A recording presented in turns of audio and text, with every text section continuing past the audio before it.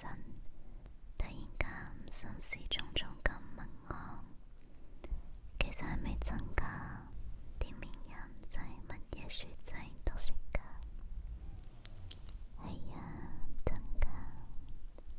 哦，咁啊太好啦！我其實都唔係好明，隻名人仔識唔識書仔有咩咁重要。不過小王子又再問，咁即係佢哋都會識互傳書啦。我提醒小王子，互傳書有成咗教堂咁大課，一啲都唔細。就算佢搵一堆大笨象返嚟，都未必識得晒成部互傳書。小王子聽到一大堆大笨象呢個情景，即刻忍唔住笑咗出嚟。咁我諗佢哋又好似跌落陷咁，一隻跌一隻先夠位㗎。不過佢又兜兜是道咁解釋返，互傳書上到好大波之前，都係一棵樹仔嚟㗎嘛。你係講得啱，但點解你會想啲名人仔識晒啲互傳書仔呢？佢答我：哎呀，咁都要問？佢嘅口吻好似講到理由好顯而易見咁。不過我真係絞盡腦汁先至諗得到呢個問題。原來同其他任何一個性格一樣，小王子個性格上邊有好嘅植物，亦有壞嘅植物。好嘅植物會帶嚟好嘅種子，而壞嘅植物呢，就會帶嚟壞嘅種子。但係啲種子係肉眼睇唔到㗎，佢哋會靜靜雞匿埋喺大地下面瞓着，直到有一日其中一粒想瞓醒為止。之後佢會伸個懶腰，白白皺皺咁向住太陽生咗一條亂枝。如果呢條係一棵葡萄苗，又或者係玫瑰花苗，咁你可以由得佢隨便生長。但係如果佢係一棵壞植物呢，你就一定又要咁快咁將佢連根拔起。喺小王子個性格上邊有一種好可怕嘅種子，就係互傳書嘅種子。成個性格嘅土壤入邊都佈滿晒呢啲互傳書嘅種子。而萬一你遲咗處理佢哋，俾啲互傳書長大咗，就永遠都冇辦法再剷除。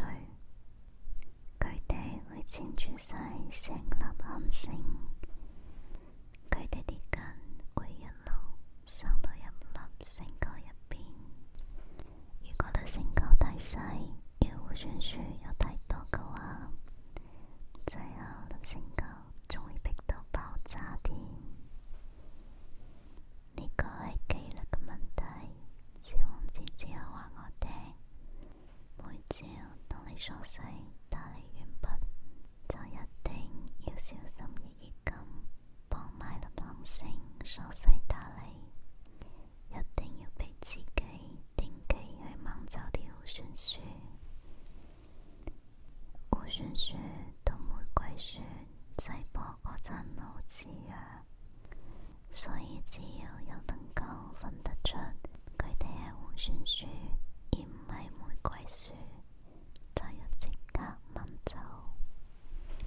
呢啲工作係好忙㗎，不過其實都係手把眼見功夫。然後有一日，佢突然我畫一幅好靚嘅圖畫，等我呢個性格上面嘅細路仔都可以對呢樣嘢有一個清晰嘅概念。佢話：咁如果有一日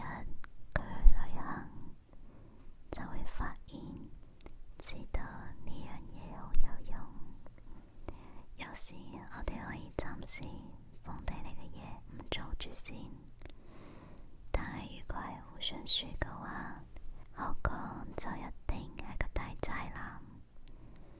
我知道曾經有流行星上邊住咗個大懶蟲，佢大老眼冇嚟到3棵樹咋，你估下發生咗咩事？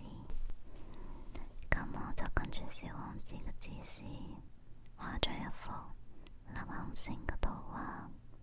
我都唔鍾意好似囉囉嗦嗦講到你咁，不過會算數嘅危言真係好多人都唔知。如果有人誤打誤撞去到一粒小行星嘅話，呢個危機其實相當之大，所以我今次會打破慣例，正正做咗咁講。小朋友小心啲算數啊！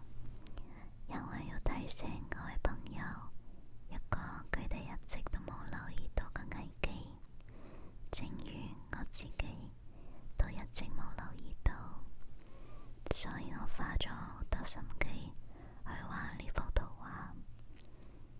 我要話俾大家知，呢個教訓完全值得我花咁多心機。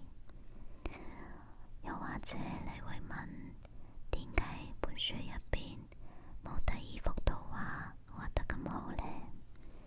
答案其實好簡單，其他嘅嘢我都想試過畫好嘅，但係都唔成功。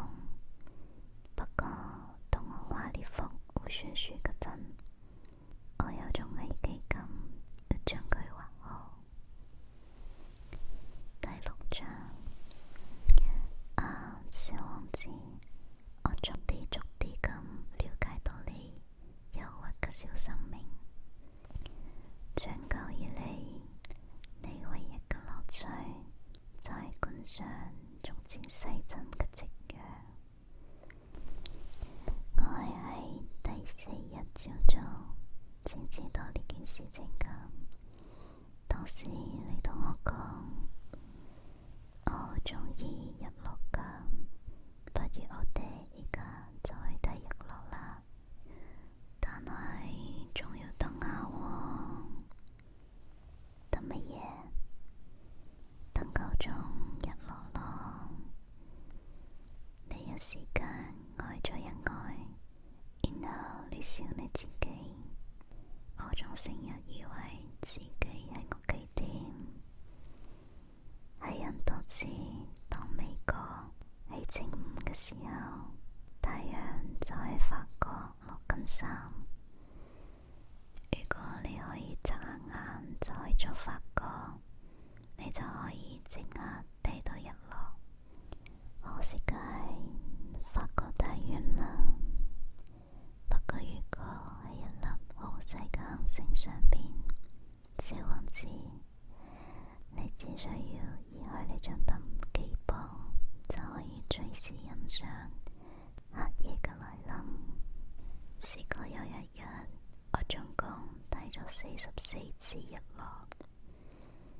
過咗一陣，你又話，你知唔知啊？當一個人好唔開心嗰陣，就會愛上睇日落。咁你睇咗44次日落嗰日，係咪好唔開心？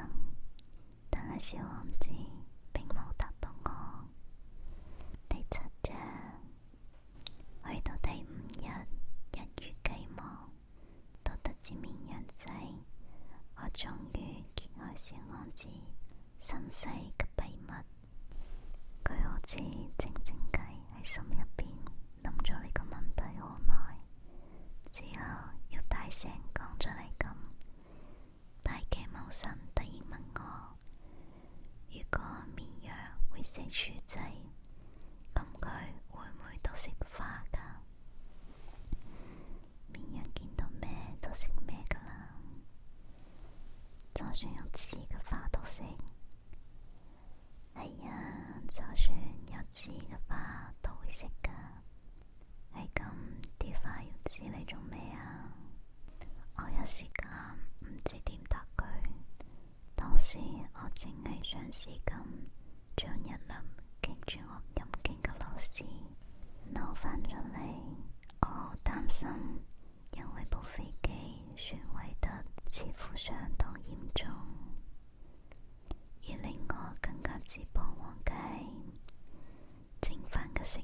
水已經越嚟越少啦。係咁，啲花要黐你做乜嘢啊？小王子一問開一個問題，就永遠都唔問罷休。我實在俾勒老師搞到個人好論盡，所以諗都冇諗就脫口而出，啲字乜嘢用都冇噶啦，純粹喺啲花上搞開咯。哦，隨之而嚟嘅係一陣嘅寂靜，然後佢語帶呼吸咁反駁我先唔會信你，啲花咁脆弱，佢哋好單純噶，佢哋好盡力咁做好自己，佢哋真係覺得自己有刺，好得人驚噶。我冇出聲，嗰一刻我同緊自己講，如果勒老師再咁硬頸嘅話，我就會搵個錘仔突佢出嚟。小王子又打斷咗我嘅思路，而你呢？你就覺得啲花冇咯，我乜嘢都冇覺得過咯，我淨係求其噏啲嘢敷衍你咋嘛。其實我都有啲好重要嘅嘢做緊咯。佢好詫異咁刮實我，好重要嘅嘢。佢望住我，見到我手上邊揸住個錘仔，手指頭全部都污糟邋遢，彎低身手嚟咁嗰幫佢覺得極醜陋嘅機器。你講啲嘢同啲大人一模一樣。呢句話講出嚟，令我覺得有少少慚愧。不過佢依然唔肯罷休。你所有啲嘢都混淆晒，你所有啲嘢都搞錯晒啊！佢真係好嬲，一朵金花喺微風中不停咁擺動。我知道有藍星上邊住咗一個塊面係紫色嘅男人，佢從來都冇問過有冇花香，從來都未見過一粒星星，從來都未愛過任何一個人，除咗將啲樹木枝加嚟加去，佢從來都冇做過任何嘢。而佢同你都一樣，成日不停咁同自己講，我係一個好認真嘅人，就係咁驕傲就令到佢自我膨脹。但佢咁樣唔係一個人，而係一隻蘑菇。一隻咩話？一隻蘑菇。小王子呢刻流到出晒煙，幾百年嚟花都會生出枝嚟，但係幾百年嚟綿羊都係咁樣食晒呢啲花。唔當嘗試下去了解點解啲花要大費周章，生啲對佢哋完全冇用嘅刺出嚟，真係唔重要咩？唔通綿羊同枝花之間嘅戰爭真係唔重要咩？唔通呢啲嘢真係唔比一個滿面通紅嘅肥男人嘅家屬嚟得更重要咩？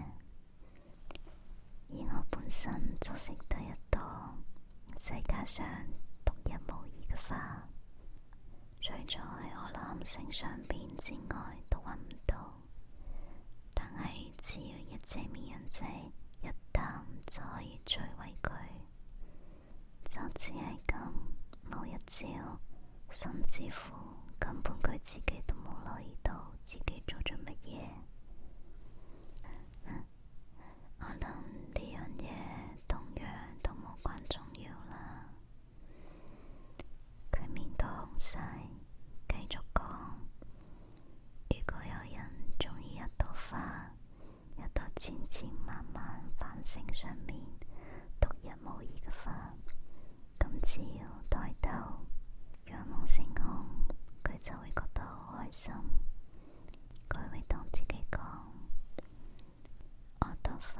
就係呢個夜空嘅墓主。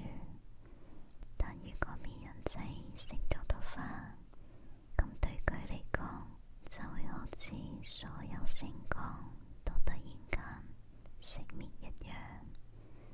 我諗都係一樣，無關重要啦。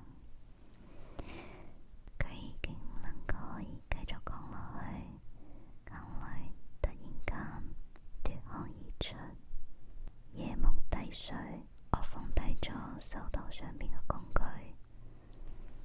唔再擔心我把錘仔、我粒螺絲、我嘅飢渴，甚至乎係死亡，喺一粒星星上邊，一粒行星，呢一粒行星喺地球有一個小王子需要我去開解安慰。我抱佢入懷，輕輕攬住佢，我同佢講：你鍾意朵花唔會有危險。我幫這綿羊仔畫一個口罩，我會畫一個圍欄圍住呢朵花。我其實唔係好知應該講咩好，覺得自己笨手笨